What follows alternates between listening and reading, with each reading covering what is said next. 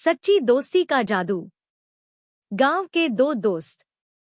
बहुत समय पहले की बात है। सूरजपुर नाम के एक छोटे से गांव में राजू और वीरू नाम के दो बच्चे रहते थे। दोनों बचपन के दोस्त थे और हर काम साथ में करते थे। गांव के लोग उनकी दोस्ती की मिसाल देते थे। राजू एक गरीब किसान का बेटा था, जबकि वीरू के पिता गांव के सबसे बड़े व्यापारी थे। बावजूद इसके, दोनों में कभी भेदभाव नहीं था।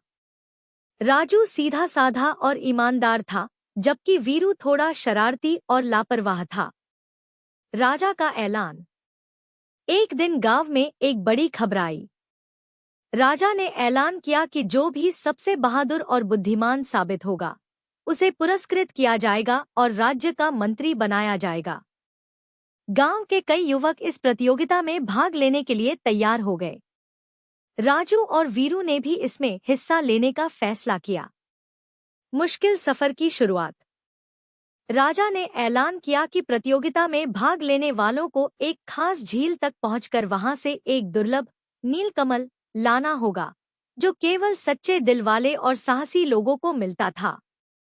यह झील गांव से बहुत दूर थी और रास्ते में घना जंगल, खतरनाक पहाड़ और एक रहस्यमय गुफा थी। राजू और वीरू दोनों एक साथ निकल पड़े। जंगल की पहली परीक्षा। रास्ते में एक भयानक जंगल पड़ा, जहां बड़े-बड़े पेड़ और खतरनाक जानवर थे। चलते चलते वीरू को प्यास लगी, लेकिन पास में पानी नहीं था। राजू ने देखा कि एक घायल हिरण पास में पड़ा तड़प रहा था। राजू ने तुरंत अपनी थैली में रखा पानी निकालकर हिरण को पिला दिया। वीरू ने गुस्से में कहा, अरे, यह क्या कर रहे हो? हमारे पास तो बस थोड़ा ही पानी बचा है। राजू ने मुस्कुराकर कहा, अगर हम किसी की मदद कर सकते हैं, तो हमें करनी चाहिए। ईश्वर हमारी मदद करेगा। थोड़ी ही देर बाद हिरण ने राजू की ओर देखा और एक छोटे झरने की ओर इशारा किया। वहां मीठा और ठंडा पानी बह रहा था। राजू और वीरू ने अपनी प्यास बुझाई और आगे बढ़ गए। खतरनाक पहाड़। आगे चलकर वे एक ऊंचे पहाड़ पर पहुंचे। वहां चढ़ना बहुत मुश्किल था। वीरू थक चुका था और कहने लगा, राजू, हमें लौट जाना चाहिए। यह पहाड़ बहुत खतरनाक है। लेकिन राजू हिम्मत नहीं हारा। उसने कहा, हम हार नहीं सकते। हमें अपनी मंजिल तक पहुंचना ही होगा। राजू ने वीरू को सहारा दिया और दोनों धीरे धीरे पहाड़ चढ़ने लगे। जब वे वीर पहुंचे, तो उन्हें एक पुरानी गुफा दिखाई दी।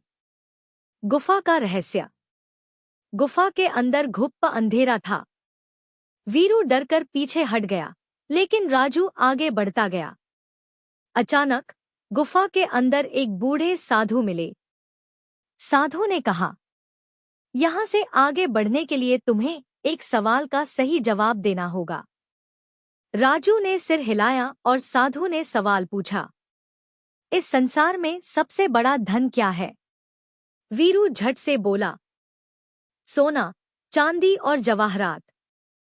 साधु मुस्कुराए और बोले, गलत। अब तुम आगे नहीं जा सकते।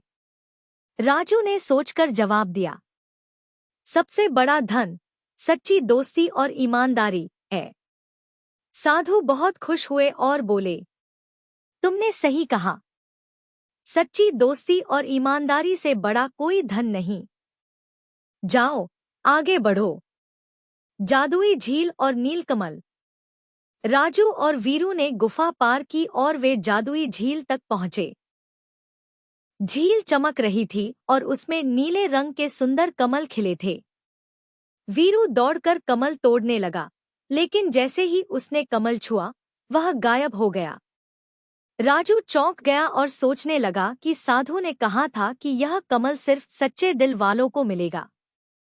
उसने झील के पास घुटनों पर बैठकर प्रार्थना की, हे प्रभु, मैं यह नीलकमल अपने लिए नहीं, बल्कि दूसरों की भलाई के लिए चाहता हूँ। अचानक झील से एक कमल तैरकर राजू के हाथ में आ गया।